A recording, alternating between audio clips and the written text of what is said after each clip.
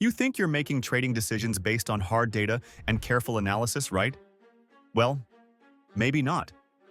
Your brain might be quietly sabotaging you, locking onto the wrong number, or reacting differently just because of how a chart is framed. Today, we're exposing two silent mental traps: anchoring bias and framing effects. Here's the thing. Trading isn't just about patterns, earnings reports, and economic news. It's about how you interpret those things. And your brain, as sophisticated as it is, has some quirks. It doesn't take information in raw, unfiltered form. It runs it through filters, like Instagram filters. But instead of making your selfie look better, these filters can distort your perception of market reality. Two of the biggest culprits: anchoring bias and framing effects.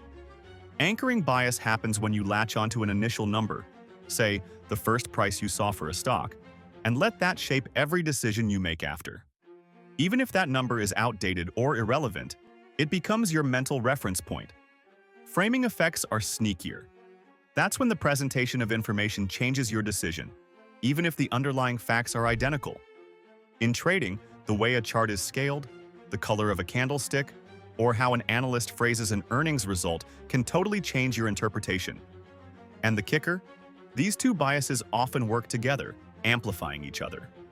You anchor on one figure, then the way new data is framed pushes you further off course. Today, we're going deep into how these mental glitches mess with your trading, the psychology behind them, real examples from the market, and, most importantly, how to protect yourself. Before we continue, I want to thank the sponsor of today's video, Noesis. Noesis is a platform built specifically for traders who want to level up their consistency and mindset while avoiding mental pitfalls. It gives you tools like a daily mental check-in, a trade journal, and an emotion wheel to track your state while trading.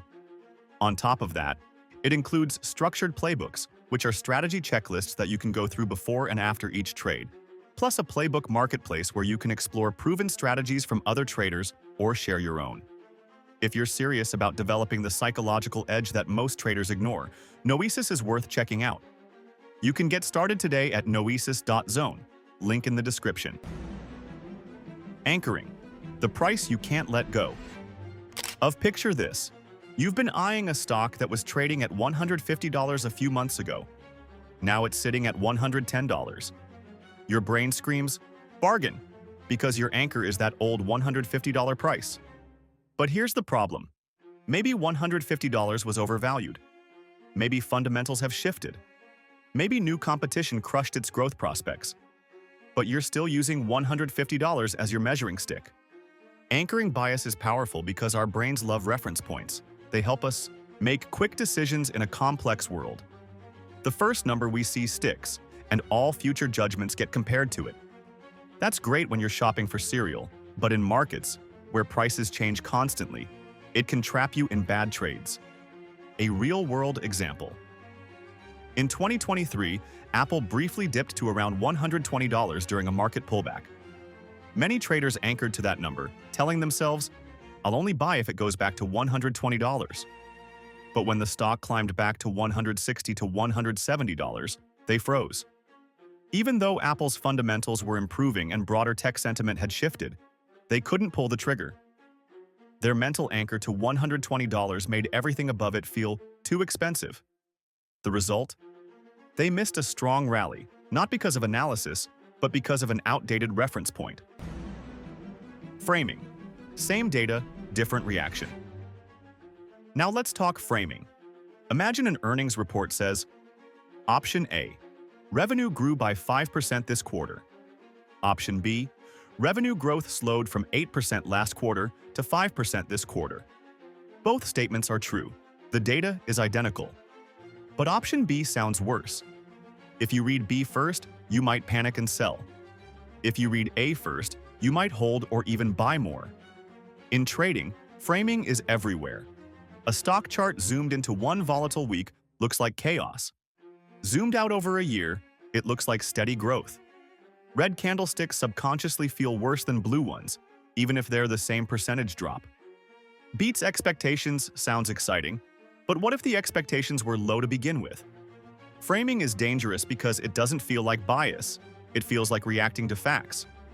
But in reality, You're reacting to the context those facts are wrapped in. When anchoring meets framing. Here's where it gets nasty. These two biases can reinforce each other. Let's say you anchored to Tesla's $400 price from its pre-split days. Now you see a news headline framed as, "Tesla plunges 15% from last week's high." Your brain says, $400 is normal. It just dropped a lot. Time to buy the dip. You're now making a decision shaped by two mental distortions: a price anchor from years ago and a negatively framed headline designed to grab clicks. This is why many traders keep doubling down on losing positions. They're stuck in an echo chamber of their own biases. Why our brains do this. Anchoring and framing aren't signs of stupidity. They're features of the human brain that evolved to keep us alive.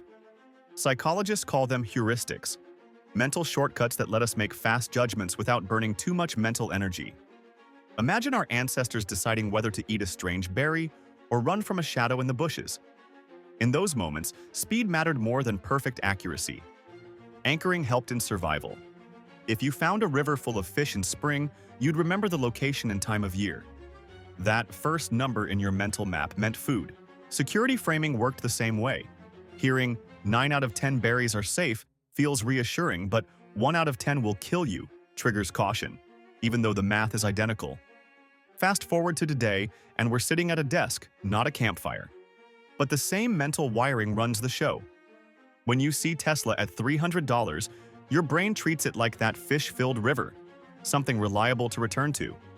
When a headline says, "Markets plunge," it's the same fear trigger as 1 out of 10 berries will kill you, even if the drop is minor. The problem? Markets change faster than nature ever did. Anchors grow stale. Frames can be spun to sell clicks, not accuracy. Without deliberate effort, you're letting ancient survival code run modern financial decisions, and the market is a very different jungle. Tools to break the bias. Loop 1. Set dynamic anchors. Instead of clinging to old prices, reset your reference points regularly, weekly, monthly, or after major market events. Treat past prices as history, not destiny. 2. Seek multiple frames.